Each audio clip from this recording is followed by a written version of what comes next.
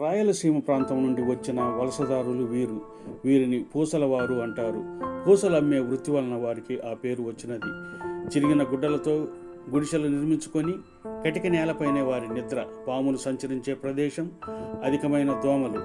ప్రస్తుత జీవనోపాధి ప్లాస్టిక్ వస్తువులు అమ్ముకునుట, కూలికి పోయి వారు జీవనోపాధి కొనసాగిస్తూ ఉంటారు. సుమారు 4 నెలల క్రిందట జాషి ఫౌండేషన్ వారు వారిని కలిసి వారితో కొంత సమయం గడిపి వారికి క్రొత్త చీరలు మరియు గోధుమ పిండి ప్యాకెట్స్, ఆయిల్ ప్యాకెట్స్ ఇవ్వడం జరిగింది.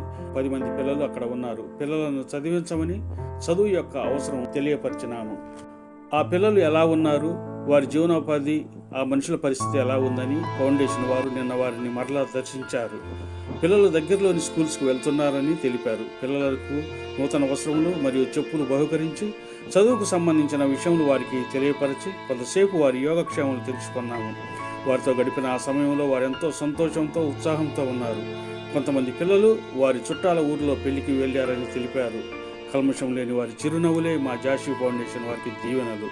మన చుట్టూ ఉన్న ఇలాంటి వారికి సహాయం చేయమని జాషి ఫౌండేషన్ వారి విన్నపం. 100 మందికి సహాయం చేయలేము, కానీ ఒకరికి సహాయం చేయగలము. నమస్తే, మీ జాషి ఫౌండేషన్.